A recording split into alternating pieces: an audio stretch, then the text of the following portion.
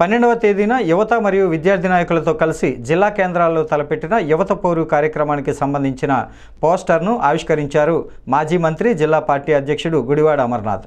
Media సమావేశం జరిగింది. ఈ కార్యక్రమంలో జిల్లా పరిషత్ చైర్మన్ జల్లపల్లి సుభద్ర, శాసన మండలి సభ్యురాలు కుంభ రవిబాబు, మాజీ శాసనసభ్యుడు తైనాల విజయ్ కుమార్, చింతలపూడి వెంకటరామయ్య, నియోజకవర్గ సమన్వయకర్తలు తిప్పల శ్రీనివాస్, దేవన్ రెడ్డి తదితరులు పాల్గొన్నారు.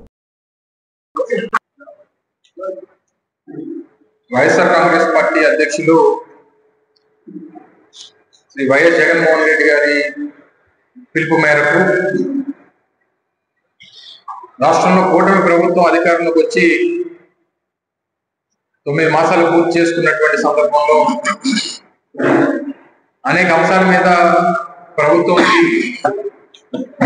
కళ్ళు తెరిపించేటువంటి విధంగా ప్రజల పక్షాన, వివిధ వర్గాల పక్షాన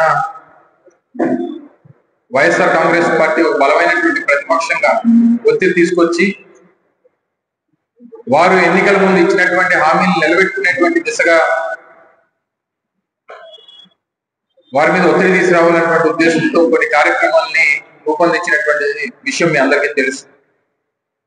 గత డిసెంబర్ మాసంలో రైతులకు సంబంధించినటువంటి కార్యక్రమం, అలాగే రాష్ట్రంలో అనేక మంది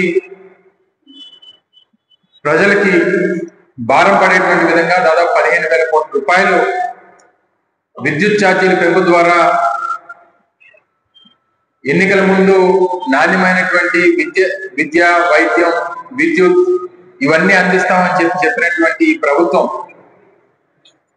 అధికారంలోకి వచ్చిన వెంటనే రాష్ట్ర ప్రజల మీద దాదాపు 15,000 కోట్ల రూపాయల అదనపు భారాన్ని పట్టినటువంటి సందర్భంలో రాష్ట్ర ప్రజల పక్షాన అన్ని జిల్లా కేంద్రాల్లో కూడా విద్యుత్ కేంద్రాలు వద్ద నిరసన కార్యక్రమాలు కూడా చేపట్టినటువంటి విషయం మీ అందరికీ తెలుసు. దాంతోపాటు ముఖ్యంగా రాష్ట్రంలో ఉన్నటువంటి యువత,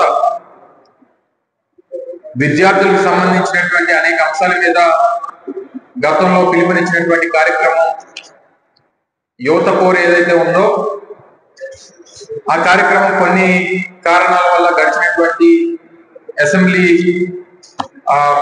మన మండలి ఎన్నికలకు సంబంధించినటువంటి కోడ్ వల్ల వాయిదా పడినటువంటి విషయం మీ అందరికీ తెలుసు. మరి జగన్మోహన్ రెడ్డి గారి ఆదేశాల మేరకు రేపు 12వ తారీఖున రాష్ట్ర వ్యాప్తంగా అన్ని జిల్లా కేంద్రాల్లో కూడా యువత పక్షాన వైఎస్ఆర్ కాంగ్రెస్ పార్టీ పోరాటం చేసేటువంటి దానికి పిలుపునిచ్చినటువంటి విషయం మీ అందరికీ తెలుసు. ఇందులో ముఖ్యంగా 3 అంశాలని పరిగణలో తీసుకొని, ఒకటి ఫీజు రీయింబర్స్మెంట్. ఈ ప్రభుత్వం అధికారంలోకి వచ్చిన తర్వాత గడిచినటువంటి 9 మాసాలు ఏంటంటే ప్రతి క్వార్టర్కి, ప్రతి 3 నెలలకి ఒకసారి ఫీజు రీయింబర్స్మెంట్ చెల్లించాల్సినటువంటి ప్రభుత్వం దాదాపు 3,900 కోట్లు గడిచినటువంటి సంవత్సరానికి గాను నూతనంగా ఈ 3 నెలలకు సంబంధించి మరో 600 కోట్ల రూపాయలు, దాదాపు 4,500 కోట్ల రూపాయలు ప్రభుత్వం విద్యార్థులకి వారికి ఫీజుకి సంబంధించినటువంటి దాంట్లో ఒక బృహత్తరమైనటువంటి కార్యక్రమం ఆ రోజు రాజశేఖర రెడ్డి గారు ఫీజు రీయింబర్స్మెంట్ కార్యక్రమాన్ని అమలు చేసినటువంటి సందర్భం మీ అందరికీ తెలుసు. 2014-19 మధ్యలో ఆ ప్రభుత్వం అధికారంలో ఉన్నప్పుడు ఆ రకంగా నీరుగార్చారు.